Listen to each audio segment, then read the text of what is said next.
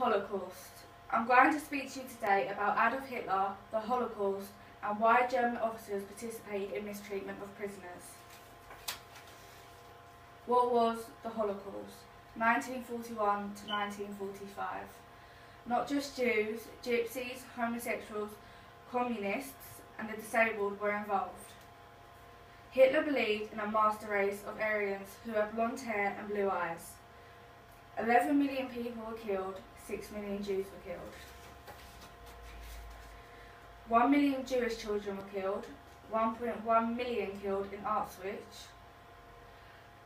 The Nazis also experimented on Jewish and Romanian prisoners, including castration, sterilisation and testing.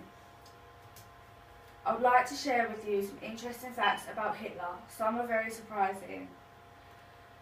Born 1889 and possibly died in 1945. Hitler never visited a concentration camp. He was an officer in the First World War, while during the war a British soldier spared his life. Hitler's first love was actually a Jewish girl. Hitler was a vegetarian and had created laws against animal cruelty. There was a Jewish Austrian doctor who never charged Hitler's family due to hard times. Hitler then went on to protect him and called him Noble Jew. Hitler was nominated for a Nobel Peace Prize in 1939. Supposedly, the American Secret Services tried to spike Hitler's food with female hormones to feminize him. Allegedly, Hitler had planned to collect thousands of Jewish artifacts to build a museum of an extinct race after the war. Hitler used cocaine twice a day. His doctor, Theodor Morell, prescribed him cocaine as a medicine for his sinus and throat. He would take it by inhaler twice a day. He also used cocaine eye drops. Some people believe that Hitler did die in 1945. These are some pictures I found during my research that might be evidence that he actually escaped to South America. Simone Rose Guarani Diaz suggests that this picture proves Hitler lived in a small town in Brazil with his lover Katinga up in the top left.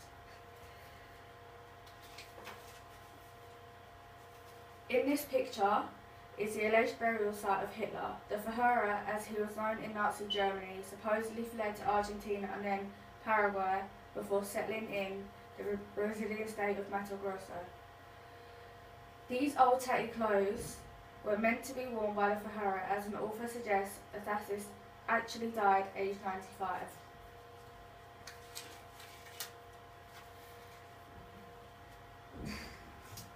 I was interested to know why so many Germans were willing to harm prisoners. In my research, I found out about the Milgram experiment. The Milgram experiment, 1961. Stanley Milgram wanted to find out if people would hurt other human beings out of instructions or just out of plain obedience. Milgram used participants to see how far they would go in hurting another human being. The learner was an accomplice of Milgram. The teacher was someone he recruited through a newspaper article. The teacher was asked to shock the learner every time they got an answer wrong.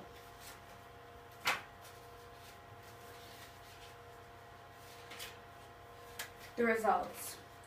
65% of participants reached 450 volts, but all of them reached 300 volts, which is enough to kill a human. What does this show us? A lot of human beings will do what they are told if it is someone in authority telling them, even if it means hurting another human. How does this link to the Holocaust? This tells us that the Nazi soldiers were just following someone in authority. They didn't have their own mind in what they were doing. What should we learn from the Holocaust? We shouldn't try to hurt other people just because they are different. We are all the same inside. None of us are perfect, so we should not judge others. We shouldn't obey people in authority without asking ourselves if what they want us to do is right or wrong. Thank you. Right, Tia, that was very good. I want to ask you some questions that have come about from hearing your talk. First of all, do you think that there is a risk that this sort of thing could happen again, or do you think that we've learnt our lesson? Personally, I think this sort of thing could happen again, because if someone in the exact same authority and power as Hitler, then certain countries will fail to overthrow them and let it continue until the war is over. Do you think that if someone like Hitler managed to get into power in another country in the world today, do you think that it would be right for us to attack that country and start a war in order to stop them? Personally, I think it would be, because if not, you're going to risk millions of people dying all over again, and you don't know, it could target the poor or the rich or Jewish or anyone of the different cultures and beliefs. Do you think that nowadays the prejudice that exists has moved away from Jews to other groups? And if so, which groups do you think today are the victims of prejudice? Personally, I think they have. They've moved on to Africans and Somalians and other people from different countries, because they come over here for work, and some people believe that this shouldn't happen. But we're just the same, we're all looking for work. It doesn't matter what country it should be in. So recently it was the anniversary of Stephen Lawrence's murder, which happened not that far away from here in Eltham. Do you think that there's still racism in South East London, or do you think that that has gone away now? There is definitely still racism in South East London. It's all over the world. Certain people are brought up that way, and some people are led to believe what they want about people. Can you give examples of racism that you've come across living in South East London? Obviously, Personally, you're not. I have had an experience of my next door neighbours who are really lovely. They are Somalians, and we had some new neighbours move in downstairs, and they've been living there for a little while. And they threw a party, and my next door neighbours have a little baby, and it was quite late at night.